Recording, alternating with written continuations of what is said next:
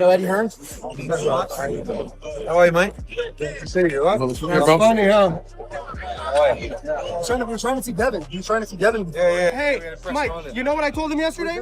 I said that you should coach Joshua, and he agreed. He liked the idea. 6 rounds. Joshua, Mike Tyson will coach him. Coach, he's been there, seen it, he's done it all. I think that'd be good. No sparring, though. No sparring.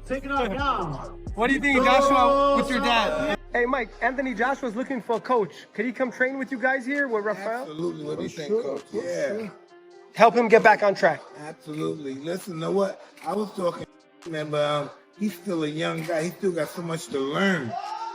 You know what I mean? He's just, he's gonna always be the future, man, because he's just a baby. You know what I mean? He has to constantly throw punches. Tyson moves good.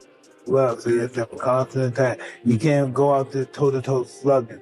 You gotta cut him off, chase him. Cut the ring off. Yeah. I think he's got good footwork. He has good speed, too. He's got great speed. He's got great power. Yeah. Listen, this is But gonna you be- gotta move your head against Fury. You have to. But I certainly feel the cuss combinations, the 3, 4, and 5 punch combos that we teach him are going to be devastating for Fury. Reports of Mike Tyson working alongside Anthony Joshua are generating major buzz, as Joshua has welcomed the boxing icon into camp while preparing for his upcoming showdown with Kristian Prenga. Teamed up with some of the best coaches in the world. We're working hard and we're just training. My job is to let my coaches witness greatness. In my mind, I want them to look at me and say, wow, what a talent. This is another neck exercise that I got from Mike Tyson. A lot of wrestlers do this. Quite dangerous actually. Physios don't like this type of stuff, but it's good for neck conditioning. It's called neck bridges. And it's flexibility and strength at the same time. So it's a really good exercise if you want to strengthen up your neck area. So, Billy, Damn, that's cool. I think we should get this guy working around the ring. Let's see him endurance. You know what I mean? Endurance, yeah, I agree. Endurance. Exactly. See what he's got. Absorbing lessons from one of the sport's most feared champions, Joshua is approaching training with a warrior's mentality, refining every aspect of his game ahead of fight night against Kristian Prenga. When you're hitting the bag, right? I see you hitting them. When you walk, I want you to do like this. And do boom, boom, boom, boom. You keep for boom, boom, boom, boom. How long you can do that? 1, 2, 1, 2, 1, 2. The combination, boom, like punch. Boom, boom, boom, boom, boom, boom.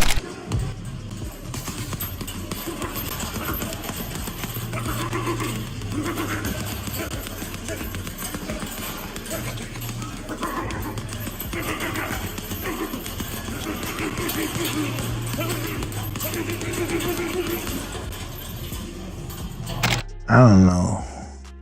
Did a new foundation that made him more elusive. You know what I mean? More elusive. He throws his punches with just bad intentions. And I used to believe the consistency of the hard punches to the body, to the head, what he's capable of doing. We need your legs like this.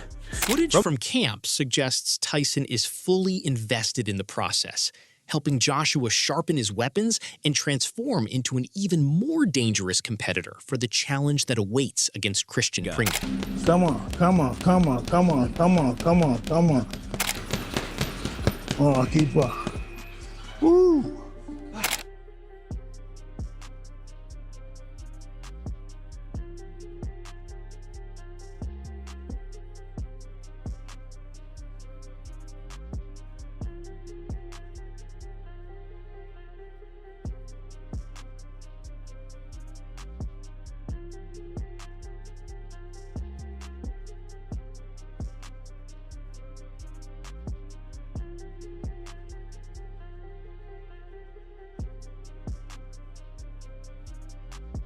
Anthony Joshua explains why Mike Tyson remains one of the most influential figures in his life and what inspired him to invite the former champion into camp. Tyson's story first sparked his passion for boxing, emerging from a difficult upbringing in a tough environment. Yet it was not only Tyson's power that inspired him, but also his mentality and ability to turn adversity into achievement. Tyson was the one who got me into boxing due to the fact that he was like a robber and a troublesome kid up until the age of 13. And due to his environment and the way they managed to like build his mindset, it wasn't like just his physicality, the way they changed his mindset, he managed to become a heavyweight champion of the world. And it showed if you apply yourself to something, you can do anything. And that's why Mike became my favorite, because of his mindset, like the way they molded this kid. Joshua continues by reflecting on Tyson's remarkable rise, noting that he was never viewed as a young athlete destined for greatness. In fact, many predicted a troubled future that could have ended in prison or even worse. Instead, Tyson rewrote his destiny through focus, discipline, and guidance from the right people. He overcame the expectations placed upon him and became the youngest heavyweight champion ever, demonstrating the impact of determination and relentless effort. He wasn't a child prodigy boxer. He was never like this young kid that was penciled on to be heavyweight champion of the world. He was penciled on to be going to jail or end up dead. But he ended up changing his narrative due to determination, obviously meeting the right people, and became the youngest champion ever. So it just goes to show if you apply yourself, you can do anything. On the other side, Kristian Prenga is putting in intense work inside his own camp, fully committed to his promise of stopping Anthony Joshua. Training sessions have been packed with hard sparring rounds and explosive pad work, creating an atmosphere of complete focus. Every workout sends the same message. While Joshua is pushing himself to new heights, Prenga is doing everything possible to match that intensity, preparing every weapon in his arsenal for fight night and ensuring he arrives in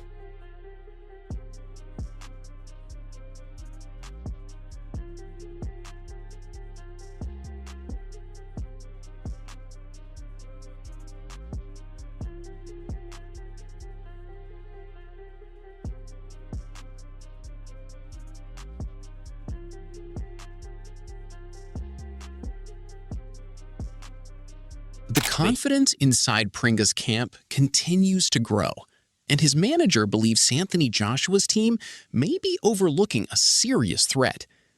Responding to those who have written Kristian Prenga off, Keith Sullivan reminds everyone that heavyweight boxing is a division where a single punch can completely change the outcome of a fight. In their view, Prenga possesses exactly that kind of danger and is prepared to prove it against Joshua. Sullivan also referenced previous occasions where seemingly routine fights derailed much bigger plans.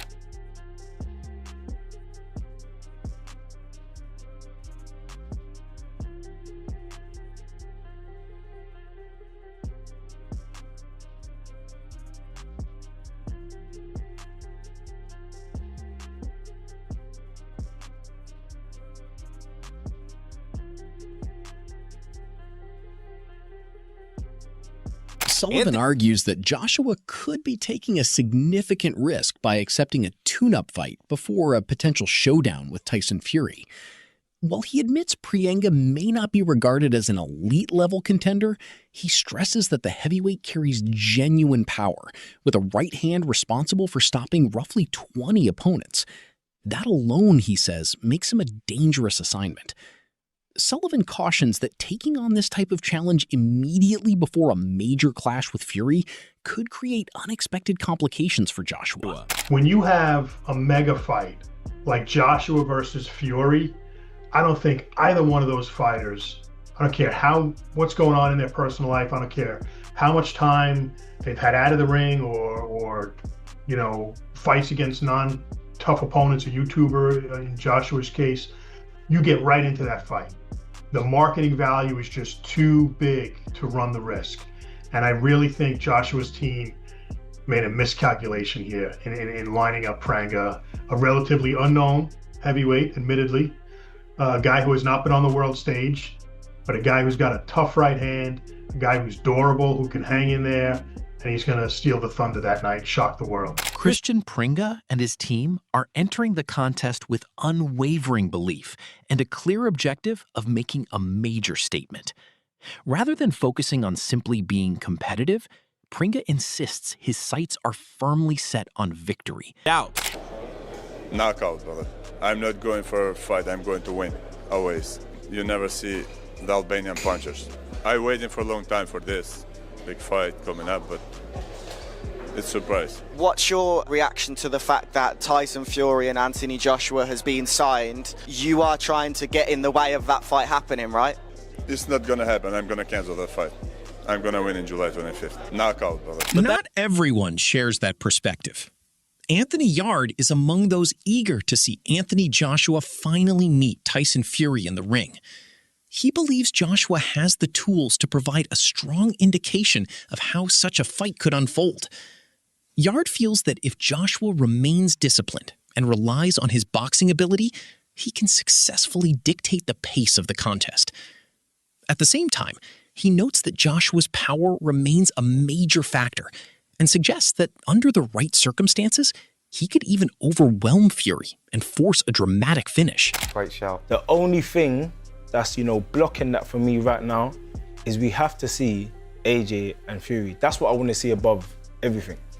So you led me to that, so I'll ask you, how would you see that fight playing out? You know what? 5 years ago, even 6-7 years ago, I was going with AJ. Around the time, just after he fought Klitschko and he was on this steam train. AJ of recent, AJ boxing, I think Fury probably picks him apart.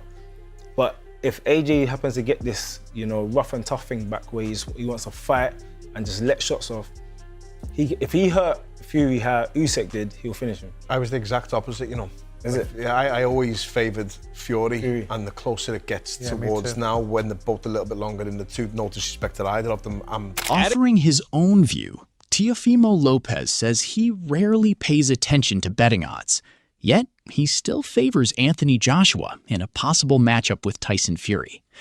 Lopez points to Joshua's time spent working alongside Alexander Usyk and believes those experiences have helped him develop valuable tactical ideas for dealing with Fury's style. Although he acknowledges that either man could emerge victorious, Lopez sees clear signs of progress in Joshua's recent performances. He notes that Joshua appears more fluid, balanced, and relaxed in the ring, improvements that could present... I don't do odds, but I would go for Joshua against Fury. You would go for Joshua? Yeah. Why?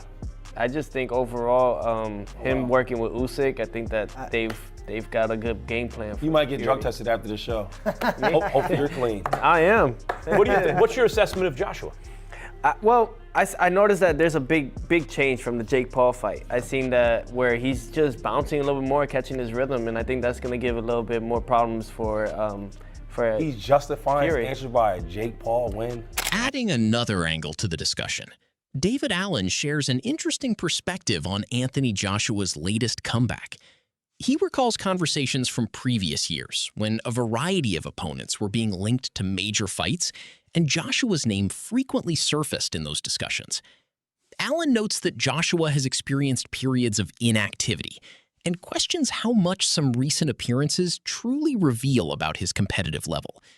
Nevertheless, he recognizes the enormous responsibility Joshua carried throughout much of his career, arguing that he served as one of the central figures keeping British boxing at the forefront. Prenga, yeah.